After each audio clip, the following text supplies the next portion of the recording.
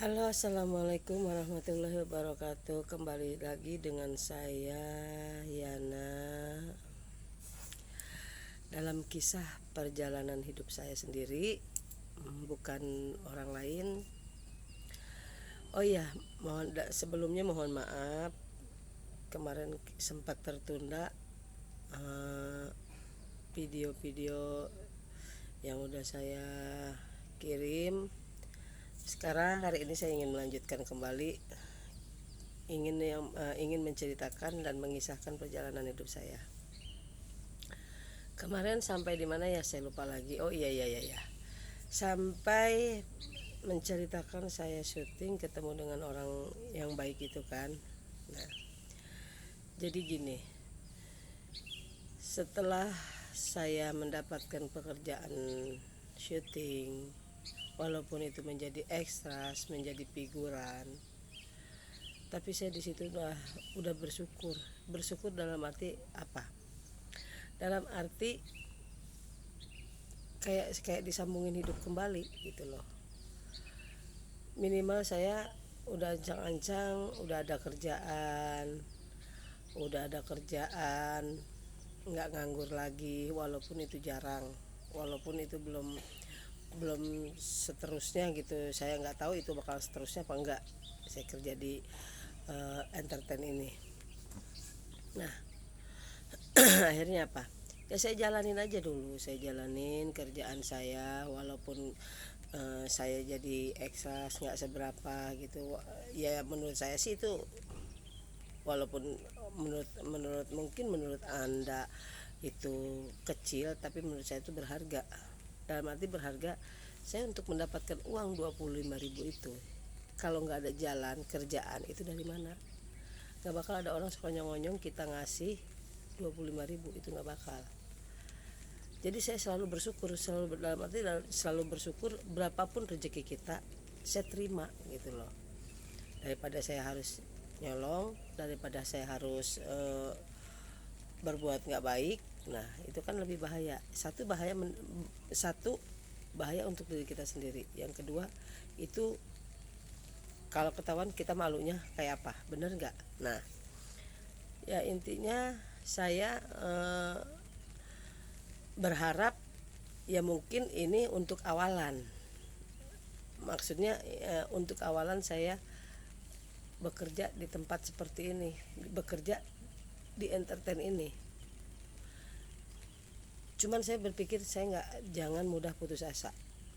Nah, untuk kalian, halo ya guys, inilah kenapa saya menceritakan ini semua sama kalian. Semata-mata cerita saya itu ya mudah-mudahan cukup berarti buat kalian. Dalam arti cukup berarti itu, jangan kalian melihat atas, jangan melihat besarnya, berapa itu uangnya, berapapun uangnya, kita harus nikmatin dan kita harus bersyukur kita masih bisa nemu uang segini, daripada kita minta-minta di jalanan, di lampu merah, di pinggir raya, di jalanan pinggir raya, kan itu lebih malu. Kalau ini kan kita walaupun 25.000, kita bekerja, bukan kita minta-minta belas kasihan orang, bukan.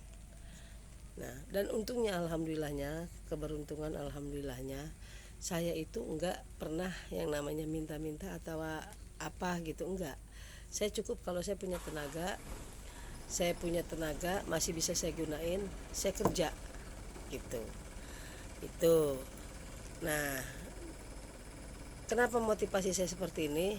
Karena saya enggak pernah melihat orang-orang yang udah di atas. Kalau kita melihat orang-orang yang di atas pasti wah, enak banget ya orang hidup orang itu, enak banget ini orang itu. Enggak. Saya yang jelas motivasi saya di sini, gimana caranya kita bertahan hidup tanpa uang, tanpa apapun, tapi kita masih bisa berbuat baik, atau kita masih punya kerjaan baik yang harus kita syukurin, itu aja gitu. Oke, setelah itu saya kerja, saya ngekstras, tiba-tiba saya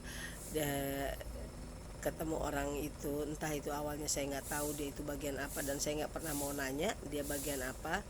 Nah, lama-lama karena mungkin dia sering lihat saya jalan kaki, sering lihat saya pergi mondar mandir itu dengan nggak ada kendaraan dengan jalan. Lama-lama dia kasihan, terus dia bilang, kamu nanti kalau seumpamanya pulang bareng saya. Saya bingung, bareng bapak? Iya.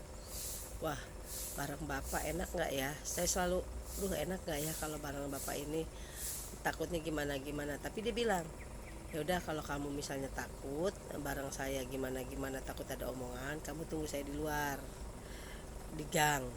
Nanti pas keluar, pas sudah agak jauh dari lokasi, kamu boleh ikut saya. Dari situ saya, oh nggak apa-apa pak, kata gitu. Ngerepotin nggak, kata dia.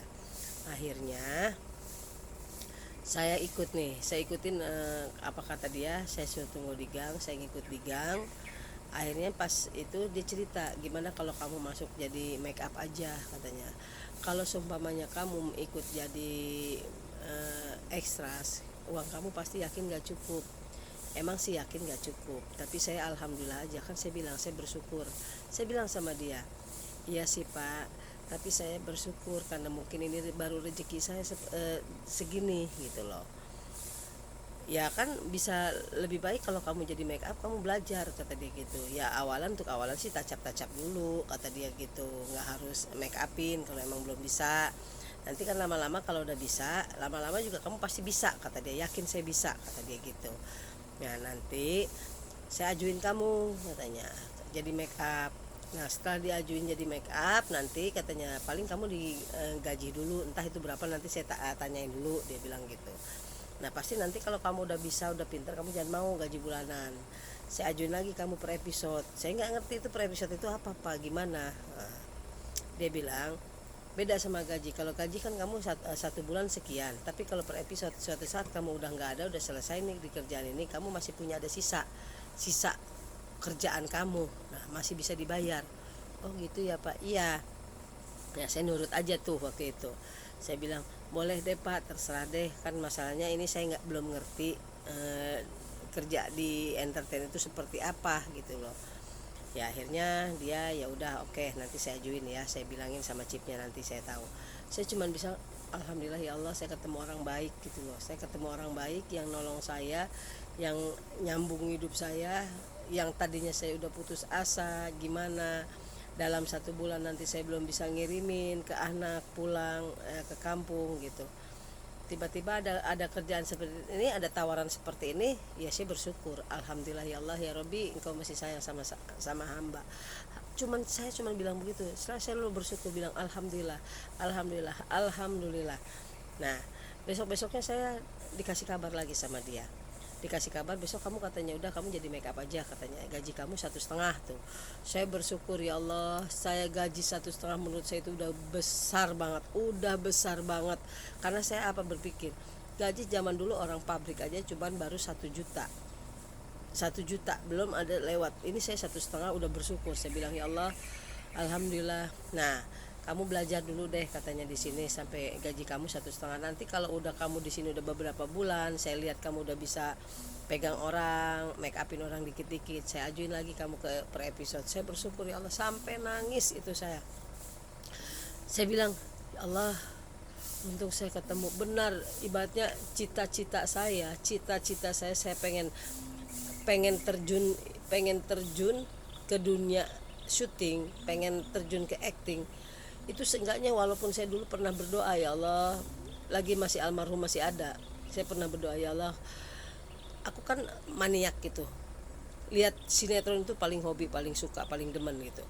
Pas ngelihat di sinetron itu ya Allah, pengen banget masuk TV walaupun jadi orang lewat-lewat, nggak apa-apa deh. Itu doa dengan kenyataannya. Tapi saya berpikir lagi di dalam doa itu, saya begini, gimana ya pengen masuk ke TV begitu, kan udah punya suami, udah punya anak, gimana mau pengen bisa jadi artis kayak mereka, bisa masuk TV, bisa ini.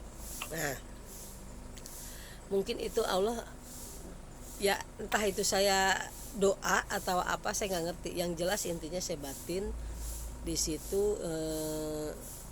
Saya lihat oh iya, mungkin ini doa waktu itu VO-an aku di dalam hati itu, aku pengen masuk TV gitu loh. Tapi Gak mungkin lah bisa masuk TV karena aku punya suami, punya anak. Dan posisi waktu itu anakku masih kecil masih kecil banget, gak mungkin. Tapi emang ya, nasib rezeki orang kan kita nggak tahu ujung-ujungnya. Ya saya nggak tahu itu, ya entah itu mungkin udah jalannya Allah buat saya meninggal almarhum, saya bisa ke Jakarta, saya bisa nyari uang. Nah, bener kan? Walau ibaratnya saya cuma jadi orang lewat-lewat, jadi eksas figuran lewat-lewat, tapi kan seenggaknya kan saya, doa saya itu tercapai gitu, terkabul. Saya pengen banget masuk TV, gimana caranya saya pengen jadi artis, walaupun saya belum jadi artis tapi saya udah masuk TV gitu loh, alhamdulillah. Ya udah guys, kita lanjut lagi nanti ya di kisah perjalanan